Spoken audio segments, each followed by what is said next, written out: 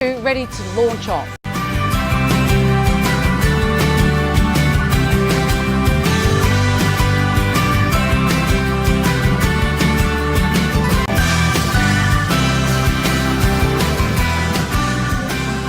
If you want to be part of the launch off impact on LinkedIn,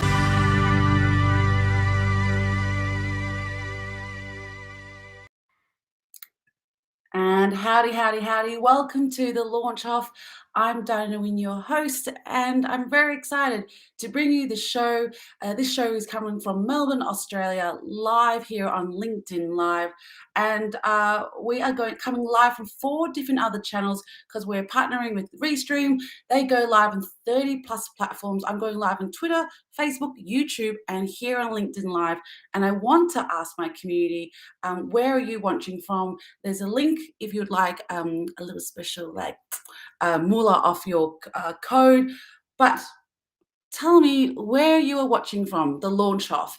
The launch is a show where I interview LinkedIn experts, LinkedIn influencers about their launch off story. And what does that mean? I've realized, and expected in the last 2 years, that we've had to adapt, be agile in the environment that we're in. And this pandemic has shown that if you're not adaptable, if you're not being agile, if you're not rebranding yourself all the time, then you're going to be stuck.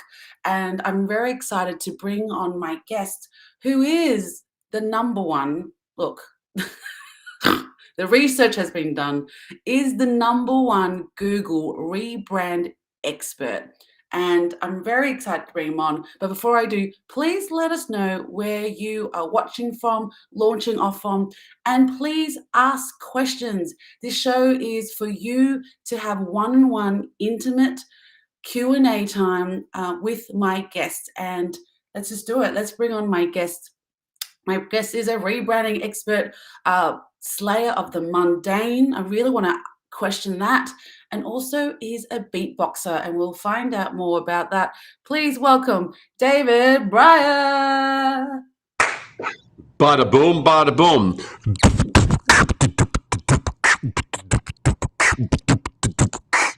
I just figured I would just give you a little bit of rhythm there. Rhythm, because you love dancing so much. That's it. Straight to the mic as well. You went right in. Oh yeah. Well, yeah. No, yeah. I had to get up close and personal because that was it. I love where we are. So this is beautiful. We got Ingrid from France, and we got Michael Clearman from Tennessee, USA. We've got who's that? William Howard from Atlanta, Georgia. Go Braves! Bang! They just won the World Series. Fabulous. Look, David the fans Brier, are coming David out. Brier. You're a beast. You're a beast, apparently. Oh yeah. And we got Ramona Patterson from Florida and Richard Singh from New Zealand. I wonder if any of my first of all, I love my peeps. I mean, before LinkedIn, I did have friends who were from various parts of Australia, and I love the Aussies. I truly love them, and they're like. Now, me being a native New Yorker, to me, there's a rebelliousness. There's a we will not conform. Whether I mean, I've had a few Aussies who say no, we're very conservative. I'm like, yeah, you're conservative well, I won't use any bad analogies early on. I'll save the bad analogies for a little later in the show. But the thing is see, to me, Aussies are kind of like they're like New York friends, except they have a funny accent that I adore. There you go. Well, let's talk about Chicago. I love it. Roger, bro. Oh, this is very good. Roger's on. Good friend Roger. We got Daryl as well. The bow tie. Loving the hat. Loving the hat, David. I have three more hats. I have so many props. It's ridiculous, and I do all my own stunts. Well, let's just slow down the hats because it's going to be a long drawn, tease it. We're going to tease the hat out. Yes. I want to talk to you about this first question I want to ask you, which is, you kind of showed up on LinkedIn. You are a rebrand expert, but for me, I found out you were an expert in beatboxing, and you and Ahmed did this amazing collaboration Yeah, in yeah. 2019. Hey, hey, hey. Can I ask, how long have you known how to beatbox? And why was that important for you to show up on LinkedIn as a beatboxer and collaborate with someone like Ahmed Imam? I love the question. I'll tell you how it happened. So first of all, one fact that very few people know is, see, first of all, I've always loved music my whole life, and I was a drummer in my teens, right? So I mean, anyway, it's about I can you give me a set, I'll break into the whole beat. So I loved rhythm, and what happened was, the one thing that I know with any platform and being out there, if you're going to show up and kind of just do the same old, that's kind of been done a lot of times, that you're just going to blend in, you're going to be forgettable, you're not going to be thought of as original or distinct or memorable. That's just not where that's like the kiss of death. That would be kind of like someone saying, okay, you've now been quarantined to only listen to 8 tracks of Barry Manilow's greatest hits 24/7 with no food or water for 3 weeks. Be like, that would be about as bad as that, right? And so the thing is I saw this video that Ahmed did with Corey, Joe Yes, Apfelbaum, and Rob House. So it yes. was the 4 of them, and I was watching it, and Ahmed's like, I mean, I was listening. I was like, I'm going, what? I'm seeing his syncopation was so on point, and he just was in. I mean, he was on point. I was like, and it just. So I reached out and I said, Ahmed, we kind of just knew each other a little bit. We're kind of, I guess we were first level connection, something like that. I said, saw that, thought you just crushed it. Yes. I do beatboxing, and I don't do it professionally. I mean, I've got I don't. It's not like I've got like, hey, I have some free time in the evenings. I'm just going to go out and beatbox somewhere. So I don't have that. It's not that good. But it was kind of like, if I'm listening to something, if I'm listening to a song and stuff like that, I'm listening to the percussion, I'm listening to the rhythm, and I'll add additional rhythm tracks as I'm listening to something, because I love so many varieties of music, and I'm hearing the places where you can hit it and accentuate. And because rhythm is great. And I know you love rhythm because you dance, right? You love the dance. You love the rhythm. So I reached out to Ahmed. I found out afterward, Ahmed thought I was pulling a prank on him. Hey, Ahmed, I do beatboxing, da da da da da. And he was like, because he literally confessed up later. I thought you were joking. I thought it was a prank. And so what I did was, I thought to myself, we spoke, and he was kind of tentatively open. And so I was like, okay. So I was like, let me make sure he gets the vision. Like, so I'm thinking to myself, because my thought was, if he did, we would kind of collaborate as needed on the vocal, on the lyrics. He wrote the bulk of the lyrics, and there were a couple little tweaks, little things we did, but he got it. He worked in the rhythm. Da, da, da, da. I said, good, that works. What can we do to incorporate other people? And my whole thing was, he'd be big, and there would be like 3 or 4 of me. So I'd basically be doing multiple tracks, right? So if I'm laying down a beat that's going like,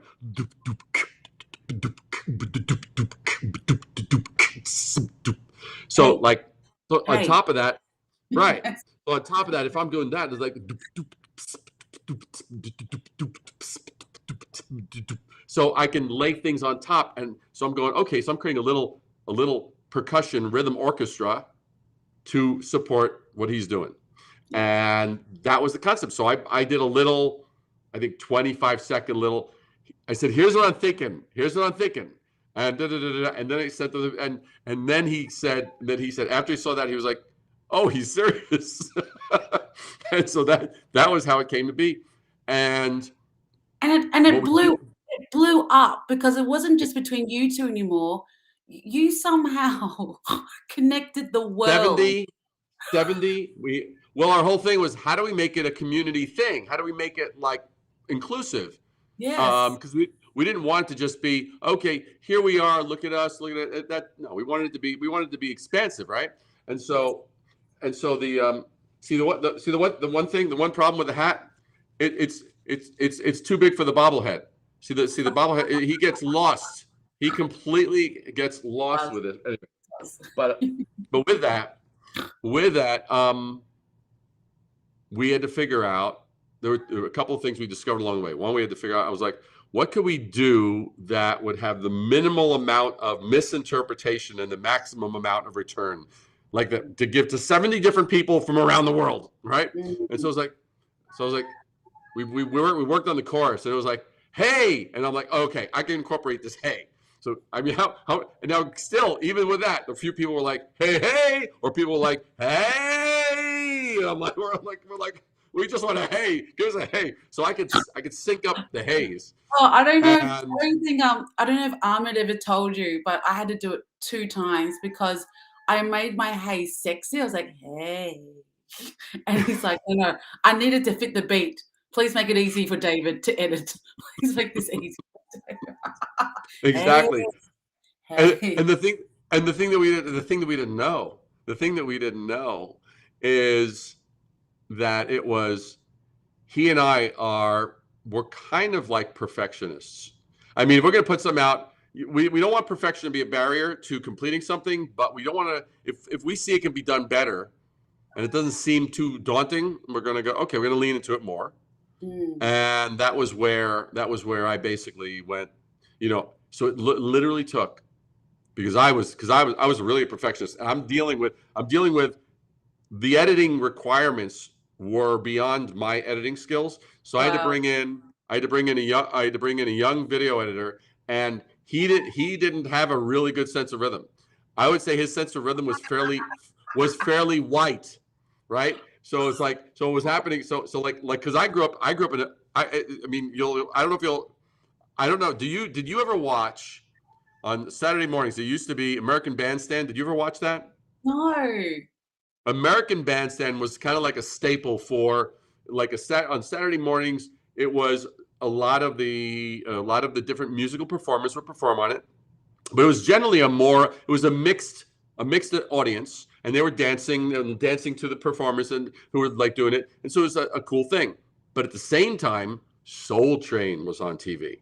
Now Soul Train, so I would literally go. So I'd watch American Bandstand. When the commercials came on, I'd flip to Soul Train because I was like, Soul Train was where I learned to dance, right? That's where I kind of like, I moved, bust a move, do the whole thing. So the rhythm of Soul Train came together. So with all of that, I was like, I know rhythm. I love rhythm. And so I've got my somewhat rhythmically challenged. I said, by the end of this, you're going to be a freaking DJ. You're going to know rhythm. And I said, are you getting it? It's like, there are ways to slice a beat. Like, you got do, and you got do. You got the upbeat, and you got the different things. So so these are all the things we were dealing with, and I'm dealing with this shit. And I'm dealing with like the lines and the this, and he's recording in Australia, and I'm up here, and this stuff isn't syncing up, and we're losing our mind. It took about 50 hours of editing. It was insane. Wow. What a story. And it actually blew up and around the world. And before I ask the next question, that's quite linked to about how that blew up around the world. If you have a question for David, please ask in the comments. He's a rebranding expert, and this is your opportunity to get free tips. Like, seriously, like, why not ask questions? But yeah, Tony Robbins does talk about proximity. And I'm very curious in how do you connect with experts around the world? You had Damon John, who was a Shark Tank recently. You interviewed him, and I guess Yeah. people on LinkedIn are going to ask, how do you know that person to get Yeah. them to come and speak for you? I think that's and Tony Robbins does talk about it. It's proximity. Who's in your network? Who will guide you to the next person? How do you connect and how do you maintain those relationships? Well, one is, it's very interesting. It was interesting because when Shark Tank was first on in the US, my wife and I, that was like our guilty pleasure. We loved it. We were like, ooh, this is so cool. You're like an hour just like watching the negotiations and like, oh, Mr. Wonderful is going to do this thing, and and Mark Cuban's going to come in on this side, and then, so it was really cool. Well, what happened was, after watching it for, I don't know, let's say a year, I decided, because at the time I still have a Fast Company column, but at the time I was actively writing for my Fast Company column. And so I was like, I'm going to write an article on what are the characteristics that go into those that actually get the deals versus those that go like, I'm out, bang, goodbye. And so I just simply did my own analysis. It's like, all right, what are they doing? What is working? What's not working? And I did my own analysis, and I wrote this article. And I called it something about like how to get in the tank and own the room and come out alive, not get eaten alive, and and own the room, or something like that. Within 2 days of publishing it, and I did not know Damon at the time. Damon retweets it, and he goes, the best article written on Shark Tank ever. Right? Oh my God, amazing. And I was like, now at that point I become like a shameless brothel. I'm giving away free samples at every moment, okay? And so so what happens is, I'm like, I mean, because this thing was like that, and I just responded, because obviously I was tagged as the author, and I said, Damon, that is awesome, right? Love that. And hold on, I gotta just get ready for this. And so what happens is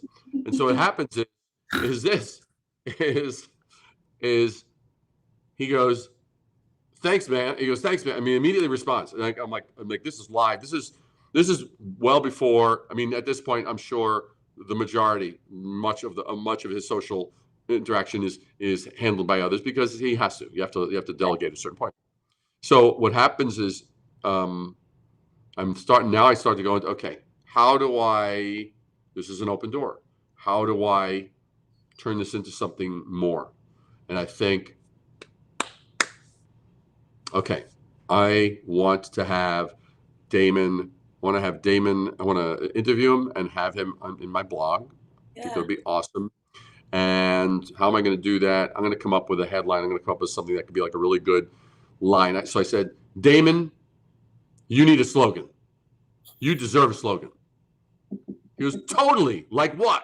And so my response is, this is what I came up with. Like, this is all happening probably within 12 minutes, this whole thing, right? Wow. From the first thing to that, I then say, a Damon is a girl's best friend. And he goes, love it, right? He's like, it was classic. It was like, bang. So then we do that. And then I then start looking at, are there other opportunities where we can where I can basically empower, I can support him.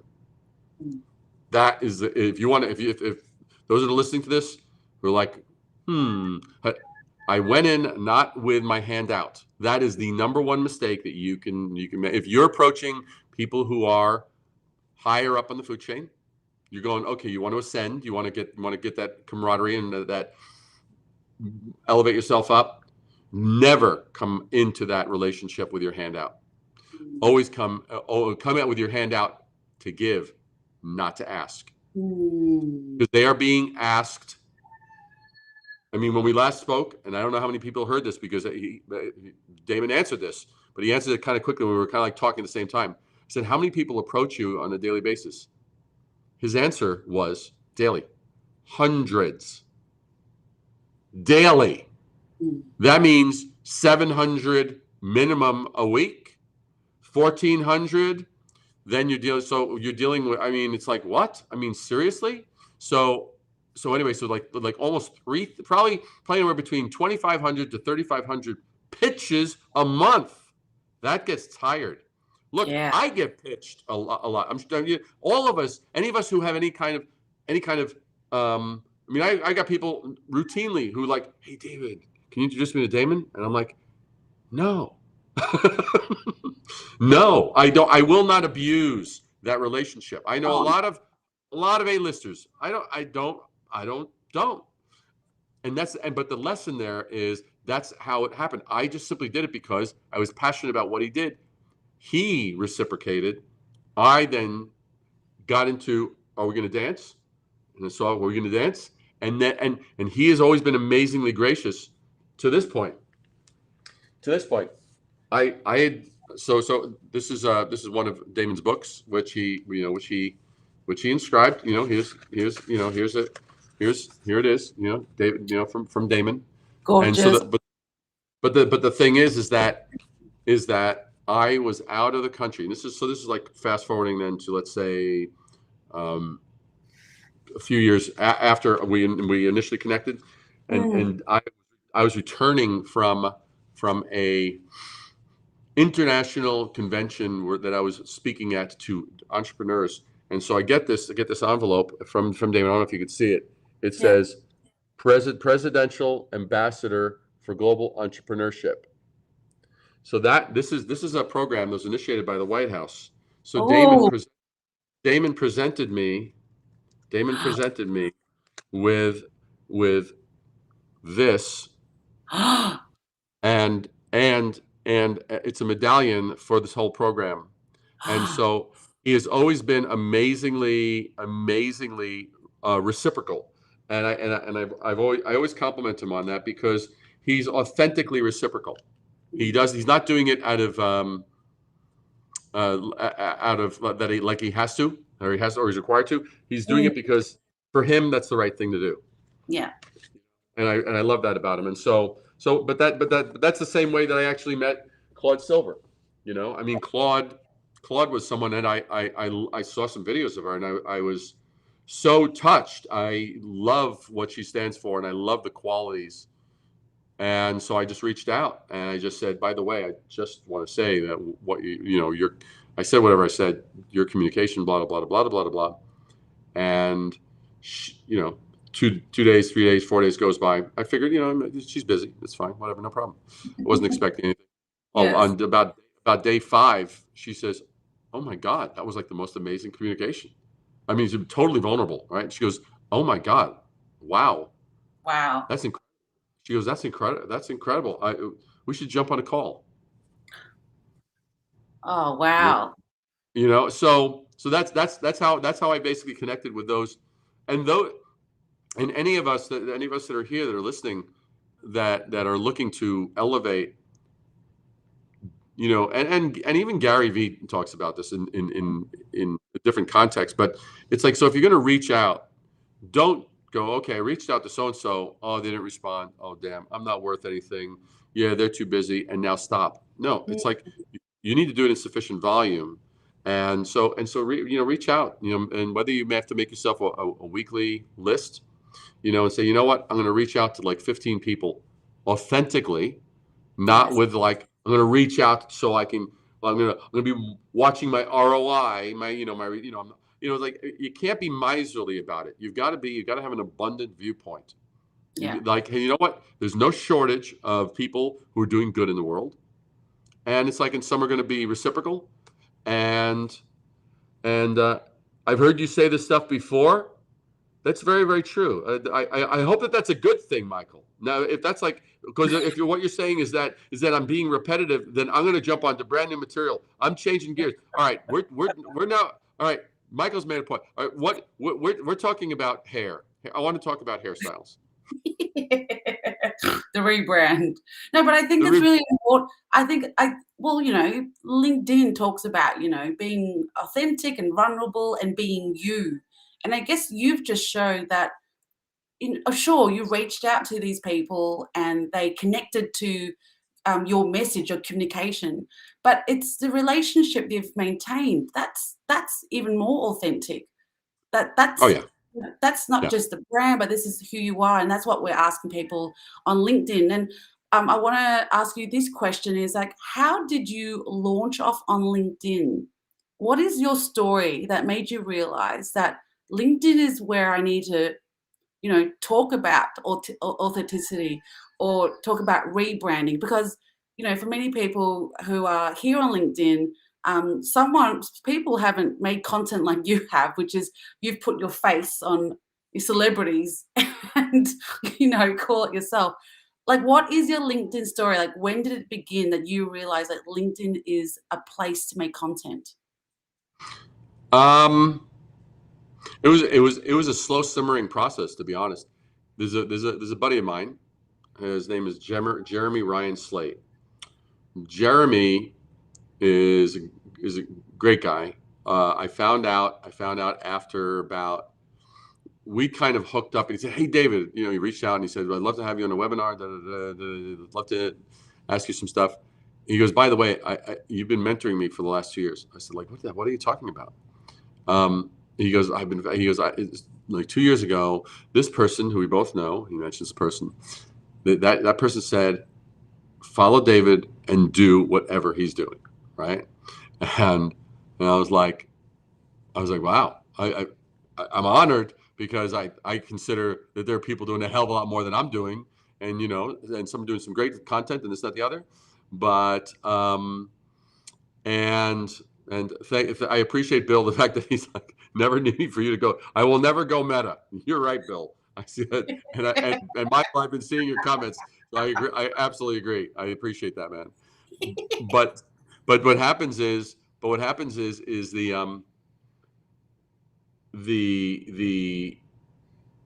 he ends up going, David. He goes, you should be on LinkedIn because I wasn't, and it was like, I don't know, it's going back a few years, Yeah. and I said, dude, LinkedIn's a freaking Rolodex. Who gives a shit, right? I mean, that was my viewpoint. I said, who gives a shit? I mean, it's like a freaking Rolodex. It's like a Rolodex. That's a website. It's a Rolodex. It's like blah, blah, blah, blah. Who cares? It was not, and it wasn't. I would say rightfully, it wasn't a platform rightfully. Yeah. It is, and it's always elevating its game. But then he goes, no, David, no, you gotta like revisit it. You gotta. It's changing, David. It's changing. It's like someone that's saying it's okay to come back. It's okay to come back. I know you got food poisoning the last time you were in a restaurant, but there's a new manager, a new chef, and new suppliers, and everything's good. It's please give us one more chance. It's one of those things. And so I was like, all right. So I started to like look at it, inspected it, and so then I said, okay, I'll start dropping some regular stuff. And people started reaching out to me, like Lacey Abaki and some Michael David Clearman and Chapman, and so there's like some different people were starting to notice and validate my content. I was like, oh, that's nice. And so I just started to like just lean into it more and do some more variety and do some more of this and do some more of that. And my whole thing from day one, like when I first started my own blog on my own site, my whole thing was there are decent blogs out there, some pretty decent blogs out there. There are ones that I don't particularly fancy. I don't dig them because they might be very clinical, like or like spreadsheet driven or just metrics, and they're like devoid of the human component. And to me, it's like how can you brand and not embrace fully the human component?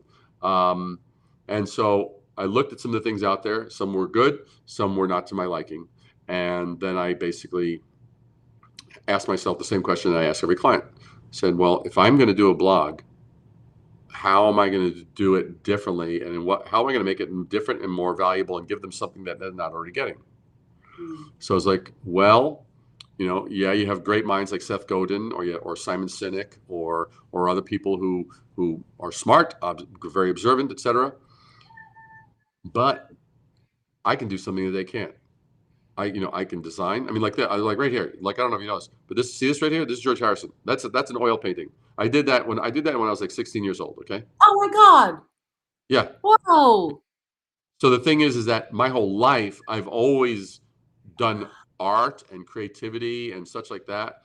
And so I was like, well, what I can do that's different is I can talk about branding. I could talk about design. I could talk about impact and leadership, all these various things, but put my flavor on it, but also show visuals to walk people through the visual story. So it's not always just a theory Or some writers like, no, these great strategies, and that's perfect for Coca-Cola or Tesla, or companies that can basically say, oh, good, oh, that's a $5 million campaign, no problem. Here's your down payment, right? What about the companies that actually are smaller, that don't have that budget to invest? They need to do it smarter. They still need to invest, but not on that scale. So they're working up toward it. So that was my thing. I'm going to provide the pulling back the curtain so they can get a look and a feel. They can really, it's like when you get VIP backdoor access to a famous chef. You go, oh, I'm going to, ooh, oh, that's how he makes his meat so tender. Oh, that's how he does that with pasta. Oh, that's how he does that with that sauce. You go like, oh my God, right? So that was the thing. That was my whole thing. And so I just started to do that with regularity. And then Lacey was the first person to reach out to me and kind of take me under wing and say, David, I love your stuff. The only problem is it's not getting enough eyeballs. I want to help you get more eyeballs. Yeah. Right. Which was absolutely priceless. And so she saw that and she took that initiative. And so I said, great. I said, so we worked out an arrangement, and I had her coach me and train me and saying, this is what you got to do, and this is the frequency, and this is the this, and this is the that. I was like, okay. And then it started to just, I started just leaning into it more, and leaning into it more, and leaning into it more. So it wasn't like a light switch where it was like, okay, bam, this happened, but I was willing to be adventurous. That's why and then that's what led to the Ahmed thing. And that's what led to other collaborations. Yeah. Wow. And shout out to Lacey as well, because some of us are veterans here on LinkedIn. 3 to 4 years on LinkedIn, and putting up content and being really invested in LinkedIn. And I want to talk about LinkedIn because someone did mention about Meta, which is that do you think LinkedIn did a good rebrand as a company? What rebrand are you talking about? Well, Because pre-2017. Meta is Facebook. Are you talking about Yes, Facebook? it is. Yes, Ah, but LinkedIn pre-2017 didn't have video, had no video until 2017. Do you think that was a good rebrand by LinkedIn to put video on? I wouldn't classify it as a rebrand, but I would classify it as on actually them owning the fact that, oh, we're actually a platform. We should probably look at actually including more than just words and photos, right? So I think it was their waking up. I think they were going like, you know what? Yes, I am a teenager. Ooh, I do have hair on my body. Ooh, oh, what are those things down there? Ooh, oh, okay. And I think it was a self-realization. Yes, that's such a good metaphor. The pubes, isn't it? That's oh my God. If you're watching, you're listening to myself and David talking about pubes and waking up. Pubes and LinkedIn and Facebook's Meta That's universe. it. I'm sure the Meta universe has pubes in it. I have no doubt about it. Well, your latest post is about Meta and when is a rebrand not a rebrand, and that's gone viral on LinkedIn talking about, because you are Google's #1 rebranding expert, and you have said you can't just change a logo and call yourself a new brand. Can you talk more about that, because this is your expertise? Sure. Well, the bottom line is too often a rebrand is thought of. We're gonna change our name. We're gonna change our logo. It's like to me, it's treated like lipstick. It's like, look, it's not freaking lipstick. It's like, you know what? If so, well, exactly.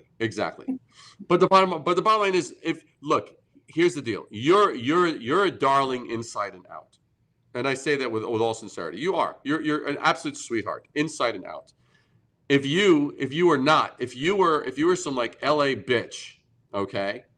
If you were like some snooty little, housewives from, I don't know, from Starbucks or something like that, right? And it's like, well, changing your outfit wouldn't be a rebrand. It would be that's changing your outfit. So the thing with the metaverse, the bottom line is right now, I would say the Facebook brand is very tarnished. It has a lot of baggage and a lot of debris. They've done stuff impacting people's what people can see, what they can't see. They've been very much part of cancel culture. And and it's not okay. It's just not okay. I mean, if you're going to do that, own it.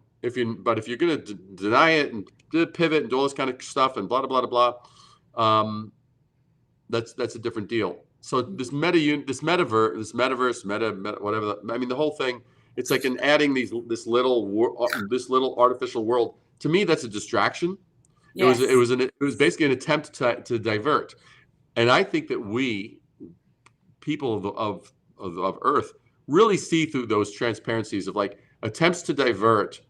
It's like when you ask someone a question that you know that they're obviously uncomfortable about, and they're like, and they'll just look at you smilingly, and they say, "Let's go for a walk." Like, ugh. Like, ugh. I just got a case of fleas or something. It was bad. It was bad. Yeah, there you go. Well, if you're watching, we are coming live with David, and we're on Restream. We're powered with Restream. You can get $19 off any plan. And there's Keanu Reeves. Thanks for joining, Keanu Reeves. We have a question from the audience. This is from Shalini from Kuala Lumpur, Malaysia. How to stand out as a personal brand? Because you do big business companies. But with your own learnings of being on LinkedIn and having your personal brand in here on LinkedIn, what's your tip to how to standing out here on LinkedIn or as a personal brand? Okay. First of all, I think that there's a couple of. First of all, I thank you for that question, Shalini, and I think that there's a couple more fundamental questions that precede that question. And these are important. How to stand out as a personal brand is focused on the metrics of, well, what do you qualify as standing out? Oh, standing out means I get more followers and I get more engagement and I get more comments and da da da da da. That's like a performer going out on stage and going, what do I need to do to get more applause? You see that would be a wrong direction, because now you're doing it for the payoff. That's why I say there's questions that precede this. So it isn't a matter how do you stand out as a personal brand. It's like how do you add value as a voice? Can you give voice and insight to areas that others are not? Because the last thing you want to do is go into a place where you are already doing what thousands of others are already doing. So like, for example, you'll rarely, occasionally, but you'll rarely see me do, like, I'll never do a series of quotes of other people, like quotes from just famous people, or I won't or embed videos of things that have gone viral on YouTube just to get eyeballs. I won't do that. That's not part of my brand. So the thing is, now, could I do that to stand out? Sure. I also see at the same time today, one of the things, if you're particularly on LinkedIn, one of the things that gets a lot of eyeballs are polls. I see some people doing polls like every freaking day.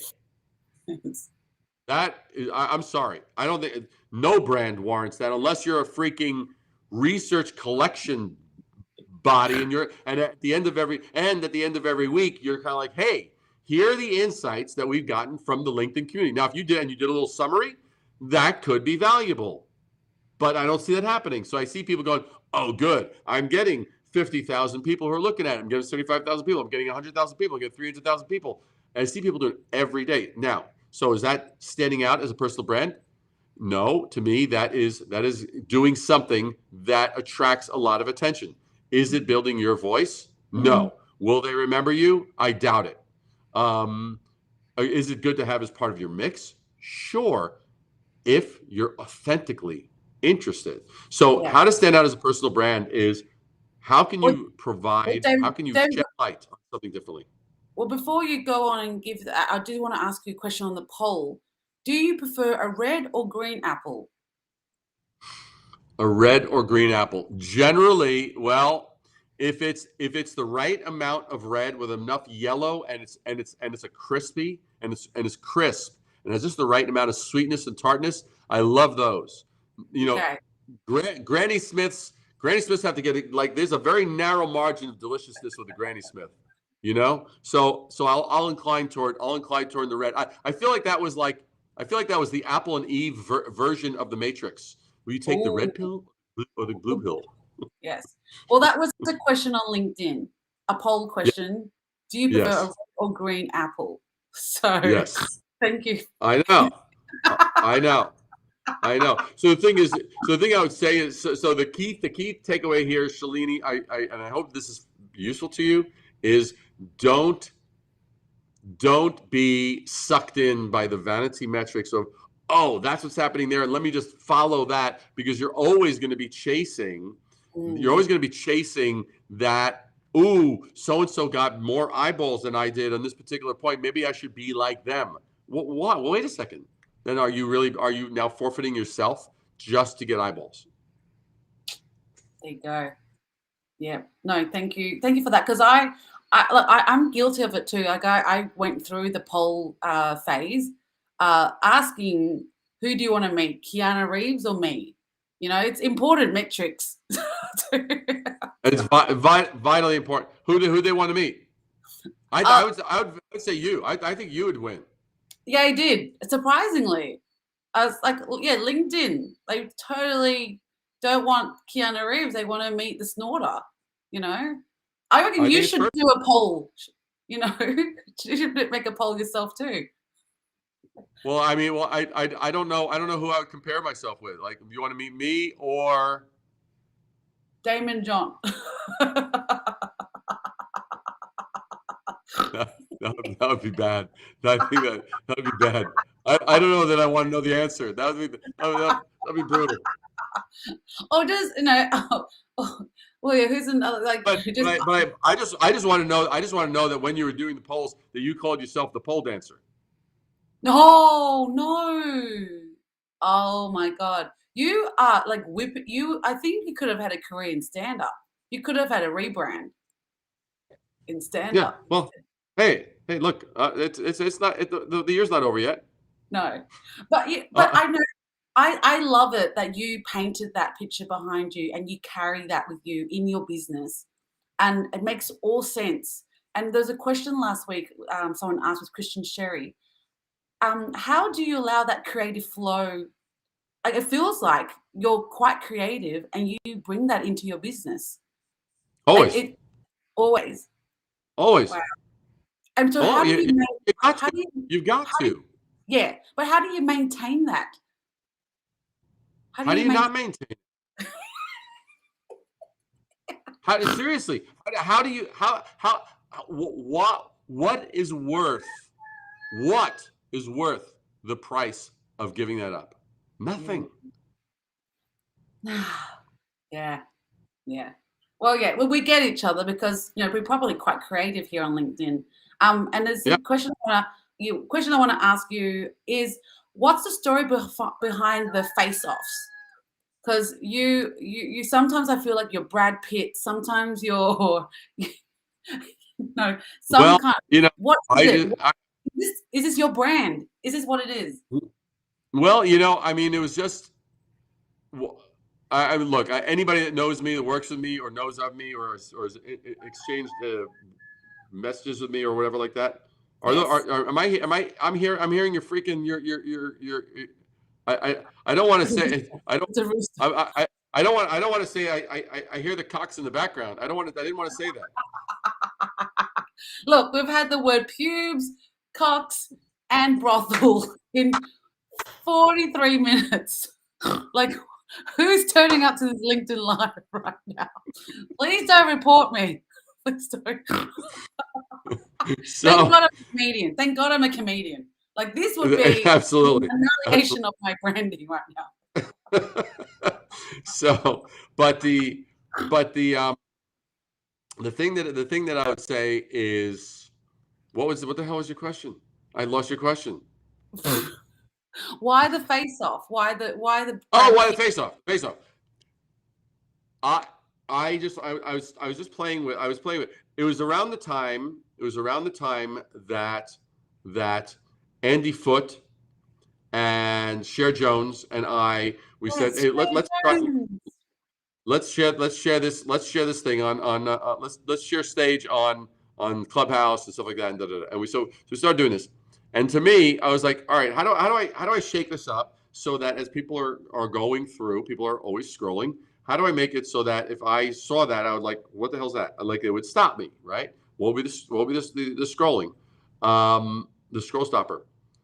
And to me, Cher Jones, who I think she's incredibly beautiful. I think she's a gorgeous face, great hair, and so I thought, to me, Cher Jones was like a canvas for me, and Andy was a canvas for me. And so I said, how can I? And because I do have a very left of center, meaning just very unexpected sense of humor or piecing things together that people go, how the hell do you put those two things together? Where did that come from? So I would look and I'd go, okay, what do I need to, what we're talking about this week.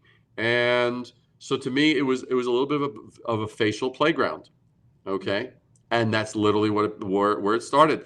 And so I started just play with that.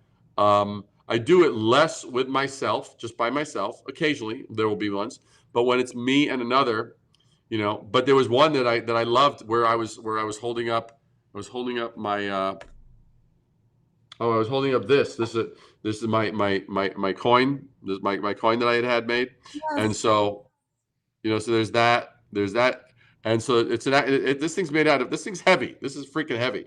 And so what happens is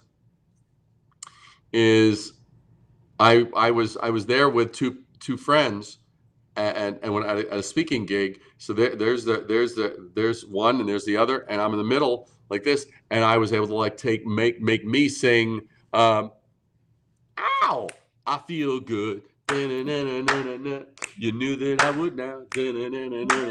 And so I was like, so I'm there. The whole thing's still, except for me, kind of, I feel good. It's like this. Anyway, so it has its place. It kind of like fits where it fits. That's all. You are definitely the slayer of the mundane, like seriously, and you are an improviser. That's why you're so successful in your work. Yeah. It's just so clear because we've not met in real life, and we were so close to in 2019 because I remember you messaged me, you voice messaged me on LinkedIn and said, hey, how far are you? And it was like 7 hours away. It's like, no, it's not worth it to come out and meet for 2 hours. So that's why, I hold that space because there was this genuine wanting to connect, and that's why 2 years later we finally connected here on the show. But yeah, you are a pure improviser. Like, oh, I love it. I love it. Well, I'm going to ask you. I'm going to ask you if you know a word. There's a word. It's a word that I actually became aware of. I only learned this word probably about 6 or 7 months ago. Do you know the word? Do you know the word extemporaneous? No. It's an amazing word. Ooh. So I ran into this word because I was listening to something. I was listening to a lecture, and this word was used, and I was like, "What is this?" So, and then I had to look it up. It is spoken or done without preparation. Basically, in other words, improvisation. And literally, it comes from the word extempore, which is spoken and done without preparation. But the thing is, it comes from Latin, on the spur of the moment. Beautiful. And so the thing is like anybody who can, it's like there are musicians who can be extemporaneous. There are speakers who can be extemporaneous. There are others who can't. There are actors who can be extemporaneous, and there are actors who require a script. That's one of the reasons that I love jazz, is because jazz, it's like you'll go, okay, there's a beat being laid down, you'd like boom boom boom boom boom boom boom boom boom boom boom boom, and then you get on top of that, and what happens? A spontaneous, unwritten melody created in the spur of the moment, extemporaneously. Prior to that, if someone said, when I heard the word extemporaneous, I probably had heard it a few times in my life. It sounded like, sir, do you have any baggage? Do you have any extemporaneous baggage? No, I'll take it all with me. I had no clue what the hell it freaking meant. Yeah. It was like, love it. No, that's such a beautiful word. I will go and find that word. And I feel like this whole conversation we've had for the last 50 minutes has been that. We've just been bouncing around each other like popcorns. And that's quite beautiful. And I just It's want to like, mention, but I want to know. But I want to know. Wait a second. Are you the butter or are you the salt? oh, Ooh, butter. that might be a poll. If you are the popcorn, if you're the popcorn. Do that. You have to do that, David. You have to do that poll. I think so. I think that might be tomorrow's post. That might be tomorrow's post. Inspired. But I just want to call out people who've been watching this. Michael's a massive fan, and in your community, he's said it's great practice to bring value to them or the organization before offering your PayPal. Yeah, So yeah, great. exactly. Look, Exactly. seriously, these are all quotes you can put on your website. Is content king on the planet? Michael, how much are you paying him? Kevin's also said, one thing we need to realize is the Matrix was in control. After the game is over, how do we best work together? Yep.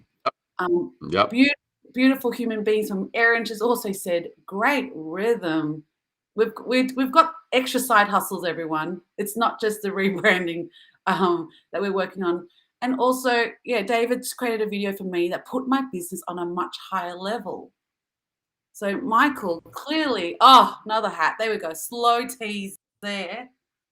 Matches your collar. Ending. Yes. So I think people are saying to us, yes to former jazz vocalist.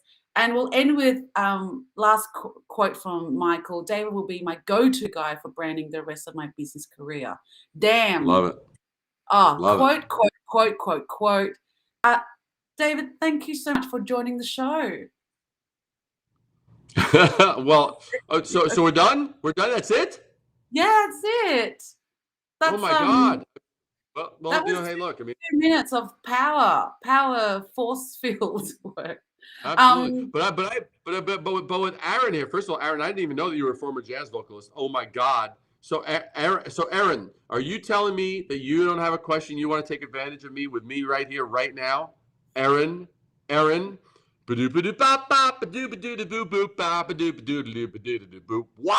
Come on. Are you telling me you got nothing? Oh, look, the people are coming out. Bill, there's brand and then there's Brier branding. Oh my God. There you go. I love it. Michael's like, do me next. What, Michael, do you have a question?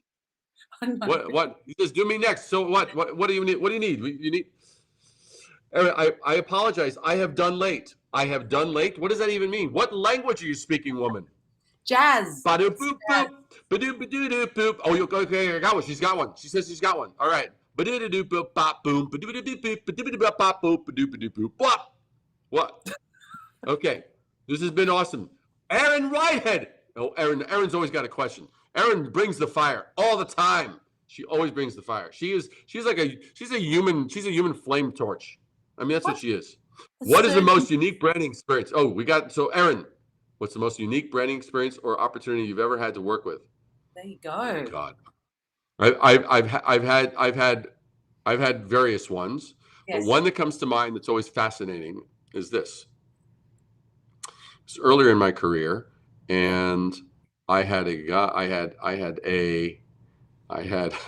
want to tell about saucies? Although the saucies is good, but it's more intricate. It's not it. It would take longer. You should have told me 30 minutes ago. Yes. That's what I gotta say, Michael. But check out saucies. Check out Michael's saucies. Check out Michael's saucies. He's got phenomenal sauces for great stuff for sports venues. But with that being said, most unique branding experience or opportunity. I had to brand ice. I had a company that came to me and said, "Hey, would you brand our ice?" And I'm like, "Frozen water." And they're like, "Yeah." I'm like, "Okay, so let's explore. Let's walk together a little bit. Is there something unique about your ice? Is there something better about your ice? Something?" Yeah, no, not really. Sort of ham haw. And then he goes, "Some people said maybe it cools drink or drinks faster." I said, really? He goes, well, that's what some people said. I have no way of proving it. I said, can you go to an independent lab and get that verified? He goes, sure. So he goes ahead and does it. So he takes his ice, takes traditional ice that you usually get in like a convenience station or something like that. You just get, and he had him test it for cooling and stuff like that. Well, after about 10 days, I call him up. I said, "Do you hear anything back?" He goes, "Yeah." So what? He goes, "Our ice actually does cool. It actually it does cool faster." I said, "How much?" He goes, "About." We've worked out the math. It was about 33%. And so, and then after finding out why, I was like, how and why does that happen? Well, the shape of his ice, it was cylindrical. So it had a hole in it. So it actually had more exposed surface. Yes. As a result, it cools your drink faster. Ah. So I created ice rounds. Ice rounds cools cools cools your drinks 33% faster than traditional ice. It was like it became the number one brand for ice in the States that people asked for by name, and it was crazy, right? It was freaking nuts. But that was really challenging. But that's the way I go. That's the way I look at it, because when I talk to anybody, one of the things they say, well, where do we start? I said, well, the first thing is we look at you're communicating into a place, and this is true for everyone that's here listening to this, whether you're dealing with a personal brand or you're dealing with a product or a service of any sort.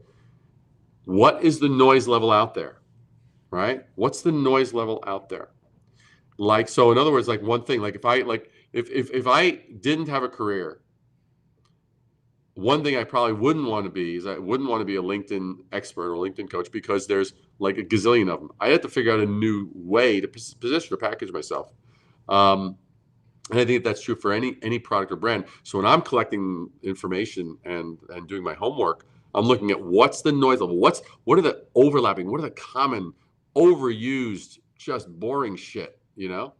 And anyway, that's the basic thing that happens is I look at that to find how are we going to be unlike all the noise, because you only have two options. You're either adding to the noise or you're rising above the noise. That's it. There is no gray area. Exactly. You're either like, oh, I can't tell the difference between you and everyone else, because people will not come to new conclusions by hearing the same old stuff they've heard before. Yeah. So we can't use old information, old pitches, old approaches, cookie cutter templates, and all that bullshit. That's bullshit. So the thing is our job is, if we're creating a business, adding value and stuff like that, is to help people arrive at a new conclusion, a new way of seeing or dealing with life, or enjoying things, or solving things, or getting things done, or making their impact felt and known in the world. So anyway, so does that gave you, oh, I love it. Yes, I love it. I love that. Yes. See, now that I know that you're a jazz singer, it's like, I mean, all I want to do is scat. Hey.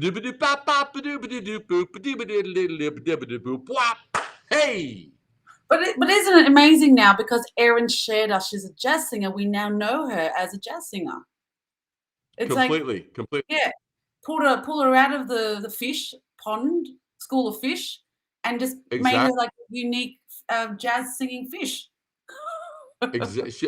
She is Erin. You will forever be seen as, in my eyes, I will never be able to unsee you as a jazz scat singing goldfish. Yeah. And look, I do want to address this. Your branding's so good that I do remember your sources, because you did an ad. I think you showed it on LinkedIn, and it's with the cow. I think it was the cow, wasn't it? I can't remember, but I do remember it. So I just want to say, if I can remember the ad, that means you've done it right, which is good. Right. There you go. Yeah. Well, look. I mean, well, I'll tell you, and this is just one. This is the flip side. This is one of the flip side that I'll share with regard to what Erin asked. Yes. I had a client, and there's still a client. we've been working together. I helped them in their prior company.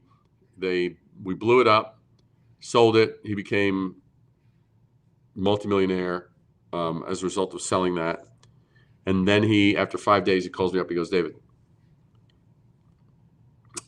retirement isn't for me. He goes, I have an idea for a new business. Let's go out to lunch.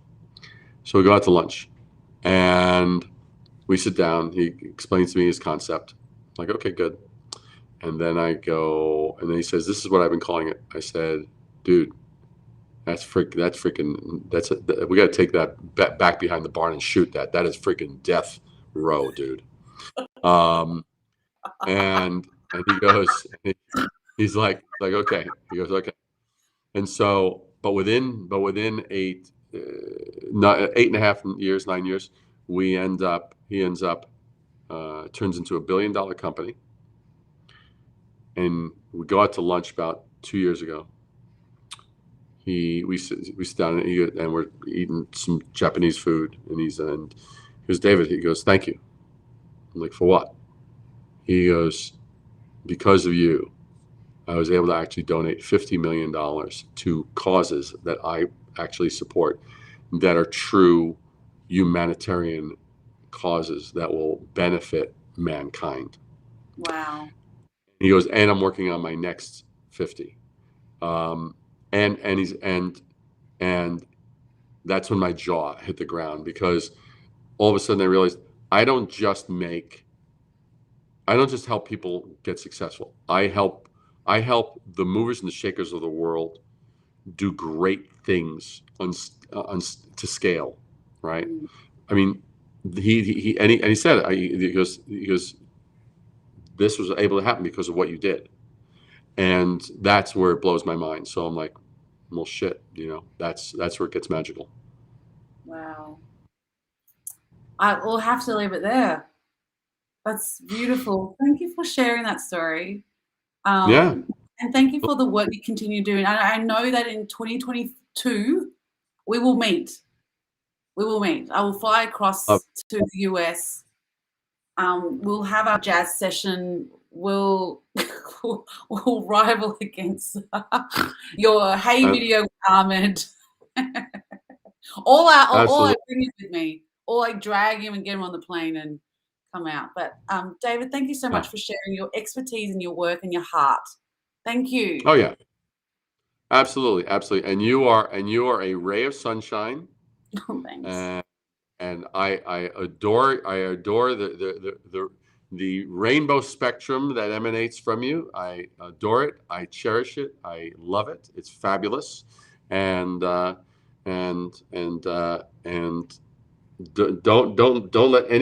let anything in any way diminish that beautiful shine. Thank you so much. I feel very blessed and joyful that you've come on and shared and to end the show with that beautiful story. So thank you. And Totally thank you. Pleasure. Thank you to everyone who's joined in and jumped in, and to Michael especially, who's joined us for the whole hour. Thank you. You've got a new fan now, Michael. And next week we've got our next episode with Lila Smith. He'll be joining us next week on the launch off. We'll see you all next week. And Lila is an amazing singer. Get her to sing. Get her to sing. She has an unbelievable voice. Well, I have met her in real life, and we did sing. So when 2022, get the LinkedIn band together. The reunion tour. What? Reunion tour? Were you guys ever together before? No, but that won't prevent us from having a reunion tour. We'll still have we don't have to have been together before to have a reunion tour. Why is it a reunion tour? Because we said it's a reunion tour. That's the kind of reunion tour we're having. All right. Thanks, everyone. We'll all see you soon, and we'll catch you all next week. Bye.